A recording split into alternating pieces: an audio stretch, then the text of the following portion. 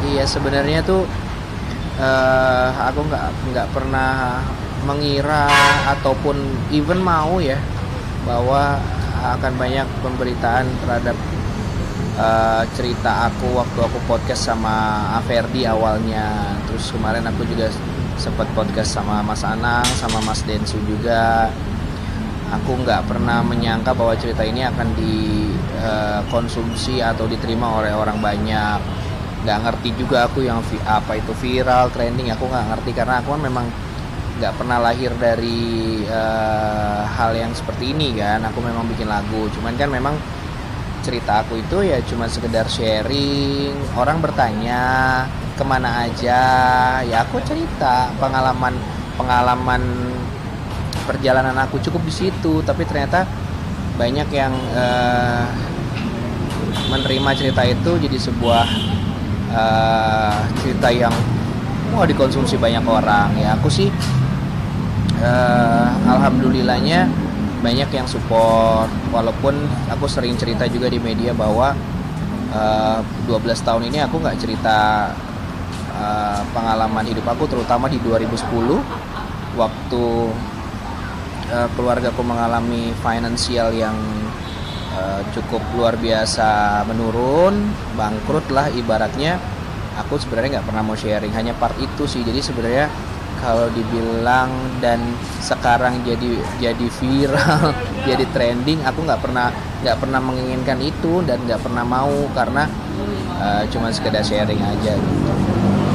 Serta katanya pernah mengalami kejadian semalam. Iya, jadi memang 2010 itu tepatnya aku mengalami satu kejadian yang cukup bisa dibilang di luar nalar ya. Ada bola api, terus banyak kejadian-kejadian hal-hal mistis lain yang terjadi pada saat tahun itu. Ya aku nggak pernah mengira bahwa apakah itu karena itu, dan aku tidak pernah bilang bahwa itu karena itu. Aku hanya sekedar menceritakan apa yang terjadi pada saat itu. Nah jadi kalau sekarang juga banyak yang menanyakan, Res itu benar dikirim orang, ya aku sendiri kan nggak tahu karena aku memang nggak pernah masuk ke area itu, mempelajari hal itu. Terus waktu mama juga mengalami sedikit sakit pada saat itu secara mental, ya memang aku tugasnya adalah berobat dan membawa kepada kiai karena aku orang Islam untuk memberi petunjuk untuk kesembuhan mama. Cukup itu aja.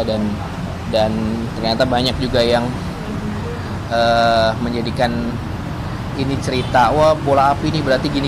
Ya aku nggak ngerti gitu, dan aku cukup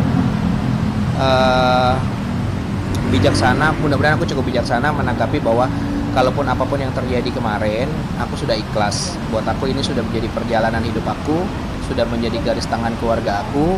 Yang jelas bagaimana sekarang aku menata masa depan untuk bisa lebih baik dan bisa mengangkat derajat keluarga lagi. Itu aja. Adanya hal itu, apakah memang ada orang iri kah atau tidak? Ya itu kembali lagi, saya kan nggak tahu apakah kejadian itu karena orang itu iri dengan keluargaku. Aku juga tidak mengerti karena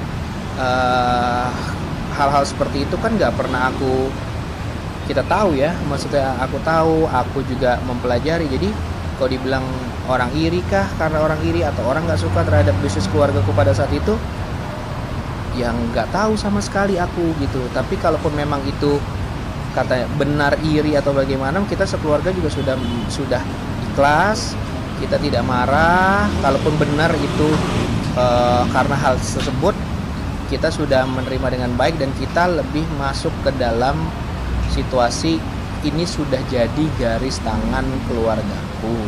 Mungkin caranya seperti itu. Karena kalau aku mau buat ribut-ribut dalam arti kata, wah ini gara-gara bola api nih apa segala macam, berarti aku tidak bisa menerima keadaan yang datang sama aku hari ini kan gitu. Jadi dan tujuan aku, bukan tujuannya pada saat aku cerita sama Kang Ferdi, aku hanya menceritakan kejadian yang pada saat itu membuat keadaanku berpindah dari yang anak orang kaya jadi anak biasa aja.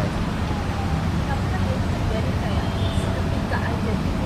Kalau dibilang seketika sangat sulap, kalau aku bilang seperti sulap. Memang kalau dibilang secara percaya nggak percaya, ya nggak percaya. Tapi kan memang aku hanya menceritakan kejadiannya seperti itu, gitu. Aku menceritakan kejadian seperti itu dan kembali lagi ya bahwa aku percaya dengan hal gaib karena buat aku Allah Subhanahu Wa Taala itu gaib.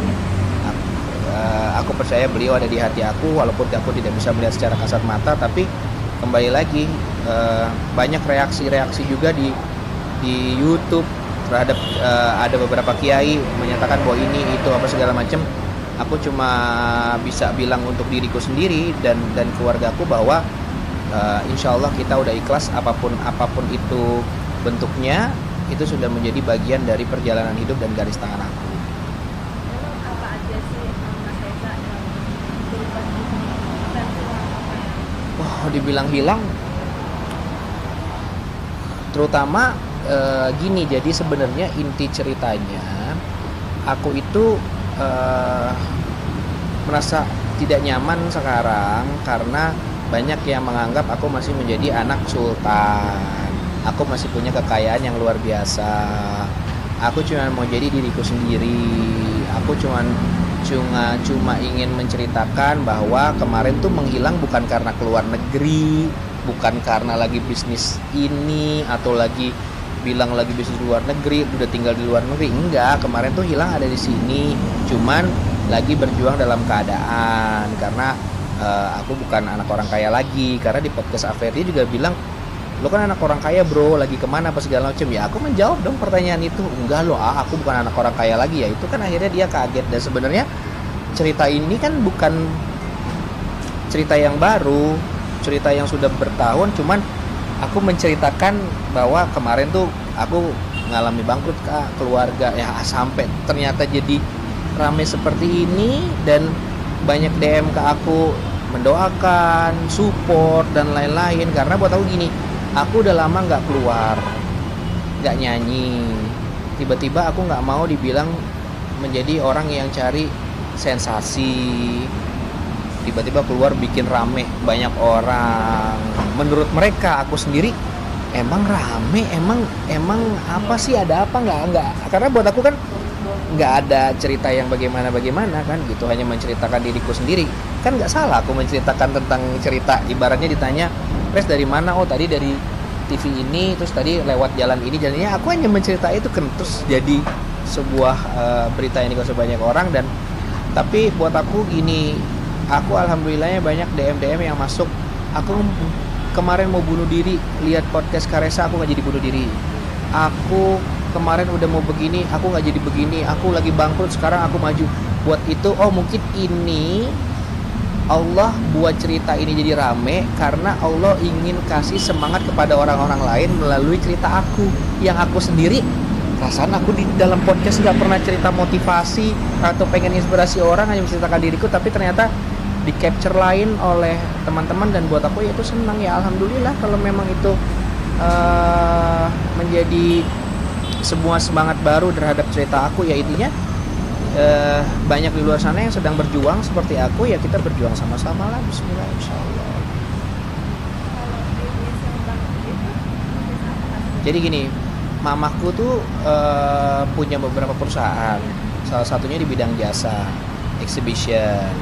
Terus papaku punya PH, papaku juga punya musisi. Kita juga ada beberapa perusahaan lain, ada butik juga. Terus juga kita punya kantor di bidang servis jasa juga. Jadi memang banyak. Cuman kan waktu itu karena aku cuma anak SMA, aku nggak pedulilah bisnis mamaku ini apa atau apa. Yang penting aku cuma dikasih fasilitas, enjoy. Terus tiba-tiba bisnis papa mamaku bangkrut, aku juga kaget kan. Karena kalau mungkin di umur yang sekarang, mungkin aku bisnis hancur sekarang, mungkin aku lebih tahu ya, karena mungkin aku sudah ikut ke dalam bisnisnya. Kalau waktu itu kan aku benar-benar tidak ikut ke dalam bisnisnya, cuma ibaratnya punya orang tua kaya, difasilitasi, tiba-tiba bangkrut gitu. Jadi ayah naon ini, ada apa? Aku tiba-tiba tadinya di rumah ini pindah langsung ke rumah petakan, hidup susah ya. Jadi aku dibilang kalau mau protes juga pengennya protes, tapi kan nggak mungkin aku protes sama orang tua. Nggak mungkin aku nanya, kok kita sekarang hidupnya susah sih, kan nggak mungkin. Terus juga dari situ berjalan pelan-pelan, merangkak sampai kemarin aku podcast ya aku cerita itu gitu. Seperti itu. Inspirasi banget. Nah gini, sampai gini aku tuh ya sumpah ya Allah, maksudnya sampai teman-teman media kemarin, Resa kalau Resa nggak ada ongkos, Resa nggak ada kendaraan, kita punya beberapa motor, pakai motor kita. Buat aku itu sampai apa ya, karena selama ini aku juga sama teman-teman media dan teman-teman luar sana juga tidak pernah ada konflik, siapapun mau wawancara aku juga oke. Dan kadang aku juga kasih suka mereka transport selagi aku ini, bukan aku mengungkit, maksudnya begitu dekatnya aku dengan teman-teman. Jadi makanya teman-teman begitu wawancara aku, saat ada dua alasan mereka, cerita karena viral, cerita karena marah. Kok kita nggak tahu sih keadaan lo sampai sebegitunya. Terus di luar sana yang DM ke kita juga, gila ini anak bisa nutup 12 tahun, kok hebat. Aku bilang aku nggak merasa hebat, karena buat aku gini loh, untuk apa aku menceritakan keluargaku kepada konsumsi publik, walaupun aku di dunia entertain. Karena buat aku adalah ini kan nggak mudah untuk menceritakan cerita tentang keluarga disampaikan ke ruang publik yang begitu terbuka. Jadi aku juga tidak mengharapkan bahwa berita ini bukan nggak bersyukur ya, karena aku di podcast itu tidak pernah berharap, tidak pernah ingin apa-apa. Kalau ditanya, Res sekarang lagi mau bikin apa, lagi bikin single nggak karena lagi viral, aku nggak lagi bikin apa-apa karena memang nggak ada, bukan untuk cerita ini terus aku lagi persiapan lagu. Tapi sekarang alhamdulillah banyak yang orang mau ngajakin nyanyi, banyak orang yang mau ngajakin bikin lagu, sampai Mas Anang juga insya Allah mau bantu Resa, Raffi mau bantu Resa, banyak teman-teman di luar sana yang mau bantu, ayo nyanyi lagi. Buat aku kembali lagi bahwa mungkin ini jalannya Allah seperti ini. Tapi sekali lagi aku bilang juga selalu, handphoneku tuh sampai tiap hari lowbat karena terima banyak notifikasi, sampai aku cuma nggak bisa balas satu-satu. Aku cuma nulis di mention bahwa terima kasih atas semua support dari teman-teman. Jadi kalau dibilang ketika hari ini bersyukur karena banyak insya Allah calon pekerjaan yang mau datang ke aku. Mudah-mudahan akunya juga siap, mudah-mudahan akunya dalam arti kata siap, aku bisa mengemban amanah yang akan datang sama aku. Itu satu. Terus yang kedua juga, kalau memang aku bisa dianggap teman-teman jadi sosok inspirasi, aku tidak pernah menginginkan itu. Aku cuma berdoa dan berharap semoga kita bisa melewati ini. Untuk teman-teman di luar sana yang lagi berjuang juga, kita berjuang sama-sama.